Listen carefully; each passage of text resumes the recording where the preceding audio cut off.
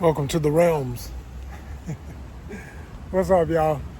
Joseph R. Wheeler III, artist, founder, president of the Honest Con Foundation, just stepped out of Mortal Kombat 2. So let's talk about it.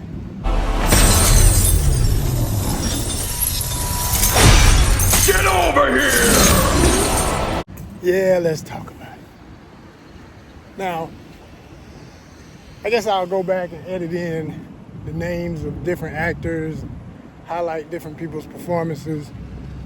But for now, I'm gonna be real colloquial and just kind of be like, old boy who does this in the game and old girl who does that. And here and there, I'll be naming the characters I know, and some of them I don't know. But I know what they do because I've been playing the game since it first came out. Yeah. Rating based on the Honest Con scale of value, and by that we do it by a 7-star system, basically 7 letters, because that's 7 letters in Honest Con. So for every letter in Honest Con, you get like an O, an N, a Y, a X, etc., CON, And in this case, isn't that beautiful? I will say the movie was beautiful. Visually stunning, as I expected it to be. But the beauty of a film in this day and time has kind of become like saying that a video game looked really amazing if it's an action, realistic looking game. It's pretty much expected. You just always know. You like, okay, if it's that type of game, the graphics are going to be amazing. So that's no longer so much of a rating. I mean, it gets you a point. Oh. Now, let's add some more to it.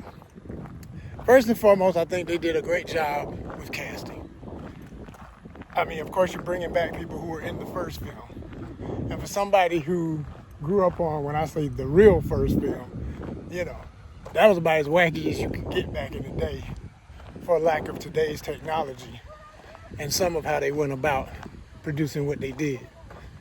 But at the same time, it was fun, it was exciting, and it was different, and it was a representation of something that we only knew through the arcades back in the day.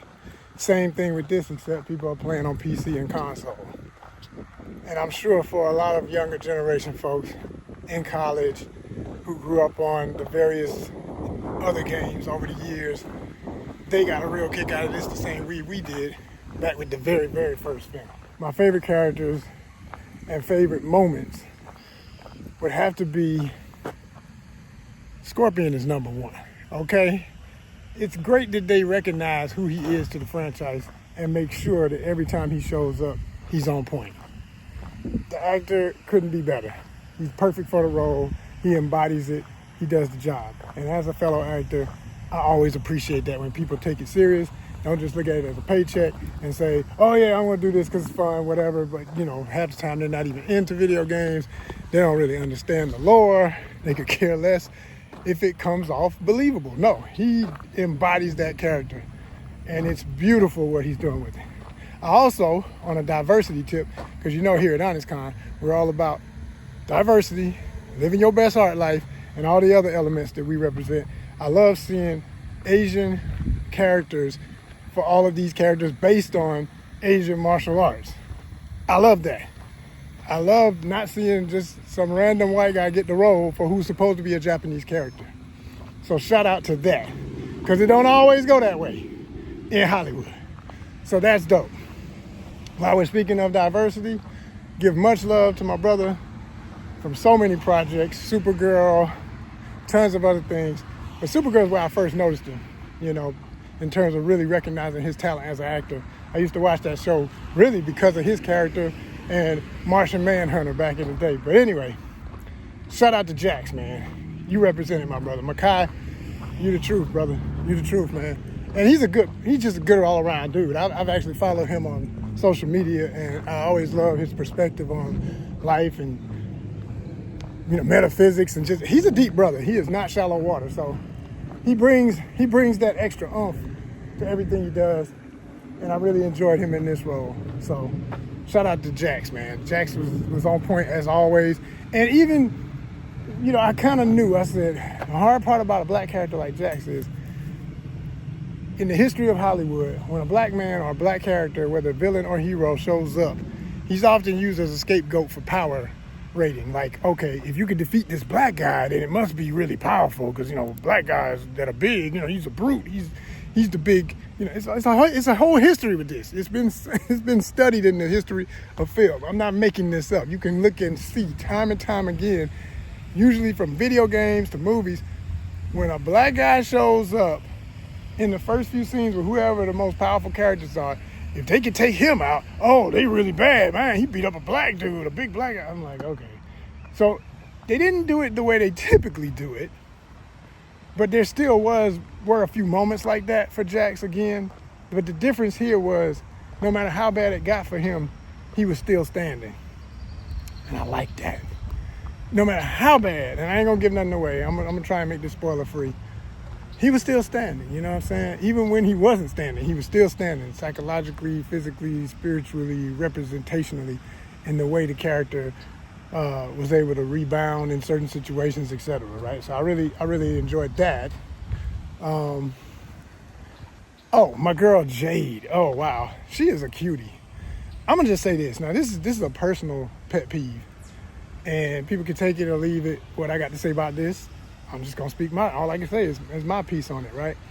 But when I tell y'all, it's nothing more annoying to me in Hollywood trends that as soon as something blows up in Hollywood, if something did well, if something was a proven successful formula in a film, like, okay, back in the day when the first Matrix came out, after that, everybody had to be wearing leather, and everybody had to flip a truck like they did in the one Matrix where they did that famous scene with the big fight and the truck turns over slow and it went boom. Y'all know what I'm saying. Every single action movie after the Matrix had a scene like that. Somebody had to go boom, whether it was a truck flipping, a person flipping, a monster, okay? And everybody had on the designer leather suddenly. Now, I ain't mad about the leather because leather got us to where, and really, you want to give credit to X-Men. And I had to look back and see who did it first. I think X-Men, the original X-Men movie with Halle Berry and everybody. Hugh Jackman, the whole original cast and everybody. But I'm just saying, after a trend starts, everybody keeps doing it because Hollywood is always concerned with formula that works. We ain't gonna try until somebody's the guinea pig, and if your film is the guinea pig, okay, all right, we didn't think it would work, but wow, look at that, it worked. It's like, it's like with Sinner's success. Don't be surprised if now you start getting all these period pieces like, yo, I don't want everything to be about that time. I don't want to always go back there personally, but there will be more movies and shows about that time now, just because of that part of the form, because we're doing stuff they're already used to. So why did I say all that before I say what I was saying about Jade? Because the way the character was portrayed, and I don't know if this was, I was about to say personal actor choice. I doubt it very highly for her to have a shaved head. I personally think that was we need a little bit of Wakanda, kind of can you be Dora Milaje? And it's like, she fights with a bow staff. Now that's been in the game forever. That's part of Mortal Kombat. That's not made up just for the movie. But because a lot of the Dora Milaje use bow staff techniques, I said, oh my gosh. Did you really have to have my girl shave her head? Like, I'm the type of dude, I'm gonna be real with y'all, man. I like long hair on a woman. I do. I'm not saying, ladies, before anybody get offended, well, I got a bald head and I think I'm cute. Well, great. I'm glad you think you're cute. But I'm gonna say this. Most gentlemen, I don't care what your culture, we like hair on a lady. Now, whether it's super long, short, straight, curly, wavy, whatever, that's a whole nother conversation. But I like some hair, okay? And she had the skin, she had the just straight up buzz cut. Like, she wasn't skin ball like me, she wasn't doing it like this. You could see, it was a hairline, it was stubble. And then she had some cool tattoos. I did like the little tattoo, but again, why you got tattoos on here? Who does that? Dora Milaje. A lot of them do that. It's a tradition with the Dora. Matter of fact, to the point where if you go up into the comics, the way her tattoos were, she had these linear patterns that went down on both sides. There was a streak on each side and some other little thing. I was like, God dang, this is just straight up like the comic book lore right there with the Dora Milaje. I'm just like, no. Be your own movie. She should have looked like the video game. She definitely was gorgeous and had the body of, somebody who was believable as a warrior and beautiful. She's muscular, she's in shape, cute as all could be. All we needed was some long, jet black, silky hair. And she would have been Jade. And we know there's enough wigs and technique with wigs that even if she had cut her own hair for her own personal look, they could have made it look convincing. And I wanted that look. And I knew what I was gonna get before I got there. I'd already seen all the trailers and interviews and everything, so I knew more or less what to expect.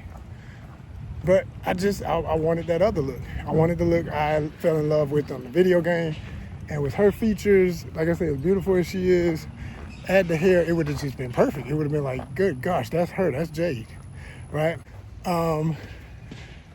I will say, seeing him in action, Shao Kahn was more impressive in the movie in action than I thought he would have been because of the costume. Only because of the costume, not because of the actor. I knew the actor was going to bring it. And shout out to Big Guy, because I've been following him for years and really watched him in action on, is it Boyka? Yeah. And really enjoyed that movie or whatever from a martial arts action standpoint. But I had not seen much of him in a major way since. He was always, just a big whatever in a suit most of the time. Never really getting a chance to do lines, just grunt, roar, stomp somebody, beat somebody up, beat a big brute. That's it. That's all he ever get, right? They had him, they did and this was brilliant. I'm glad they did that too. They gave him some vibration, and After Effects to his voice, but it was his voice. It was extra out. It was like, you will, it's all that, and then extra deep, vibratory, all kind of synthesization to it. But it was right on point. I said, oh yeah. I mean, physically, I already knew. As soon as I knew who was in the suit, I said, yeah, he gonna kill that. That was a given. But for him to have lines, because I honestly thought it was gonna be somebody else doing the voiceover, and he'd just be, making movements and opening, and you don't have to see his mouth because he got on a helmet the whole movie dang near. And yeah, they did him right, man. They gave him a chance to speak, and he delivered. He delivered damn well. I thought that was great villainy in effect. So shout out to him for that. Who else? Let's shout out, of course, Noob Saibot was just insane. To see Noob, man, that was, okay. My personal best fights in the movie, again, Scorpion, man. Scorpion versus Noob. I hope that's not considered a spoiler to y'all. Come on, it's in the trailer. Get over it. Who else? Jade's battle with Jax was pretty dope. I didn't like that the two black characters had to face off the man and woman, but I was like, okay, whatever. Let me get out of my personal issues with societal shit and it's just characters, it's just a movie. I'm just gonna enjoy this moment. And I'm glad it didn't get as crazy as I thought it would get because it's Mortal Kombat. Again, not gonna give it away, but I'll just say I really like how they handled it. It was some real warrior respect type stuff. I'm big on that, so I loved it. Loved it. Who else was the best? I can't think now. There's at least 2 or 3 others that I would say were really amazing battle scenes. But the one that got on my nerves, even though it's still good, it was funny at times. It was good. And y'all probably already know where I'm going if you've seen the commercials, was Baraka and Johnny Cage. Oh my gosh. I saw a clip of them basically doing what looked like a dance in slow motion, and I thought this must be a joke for side promo. No, that's in the movie. that is in the movie, yeah. And I will say that was my general problem of all the things that annoyed me the most in the movie was how they handled Baraka. They made Baraka, first of all, I'm gonna say this. He didn't look completely his teeth is the problem. That mouth bothered the hell out of me. It looked like what we know it is. Of course, it's a synthetic rubber on top of a man's head, molded real, well as possible.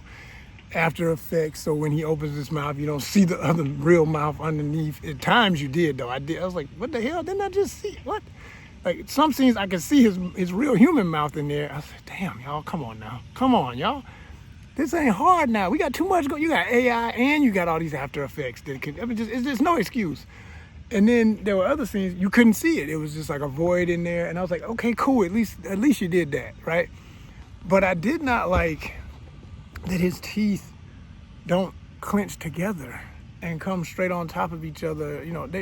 When he closes his mouth, it's supposed to be like when a guard closes his mouth. And this is just me with my I guess my teeth fetish of powerful creatures with powerful teeth. I love teeth, and I love a lady when she has a beautiful smile. This is real talk. So, and I like that I have a nice smile. Thank you, parents, for braces. But when he does this, it's supposed to be like this. It shouldn't be two going here, two going there, two going every which way. And it's like I thought, somebody thinking, let's do a Mako shark type effect. It didn't even look that good. I mean, even though a Mako's got a grisly interlocking assortment of directional teeth, his it looked flappy. It didn't even look attached to his face half the time.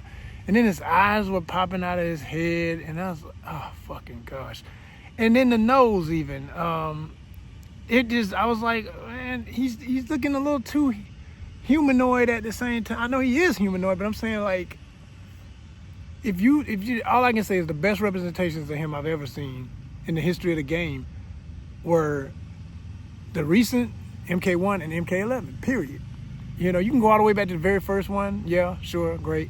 But nothing better to me than MK1, MK11. And I'd say that for generally the whole thing. Nothing has ever looked better in Mortal Kombat than what they've done recently with the embellishment and skin textures and everything, colors, just amazing.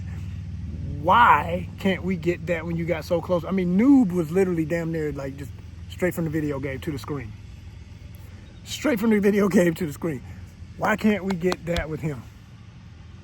Back to Shao Kahn. I wish his helmet had looked like it did in the video game instead of a very, almost a little bit rubber looking, The rest of the suit was cool. The skin texture was amazing. Because it was a suit on top of something, I wish they had really molded it to this guy's muscles. But instead, there was times when Shao Kahn would move and you're like, wow, it's rubber tummy. It just didn't move how things should move when you got these kind of budgets. But, I'm sure Hollywood would say, well, everybody's struggling right now. No, I don't want to hear them excuses, man. I'm so tired of all this. We're broke like you. No, you're not. You're making, you made $1 billion instead of $5 billion and you're mad? I don't even want to hear it. I think there's no excuse, man. I'm in Atlanta. I'm where we make the movies. I've been on the movies. I'm in the business. I know the amount of money that folks will waste to do a little bit of something that won't even matter, and then the whole damn scene gets cut. You spend a freaking week making something, and the whole scene gets cut. So don't tell me what you can't do. See, and the problem is, you should have us working. See, people like me should be on set right now, so we don't get in our feelings and upset when we go see supporting the movies we're gonna support anyway. And remember what we know from the inside about how ridiculous this is, that people still say, well, it's been hard. It ain't hard. It's no. Don't use other people's words. You're not part of the struggle.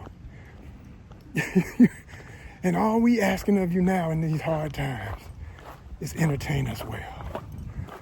Stop cutting corners when it comes to the entertainment. Just go full throttle or don't go at all. Because come on, y'all. Come on. There's really no excuse.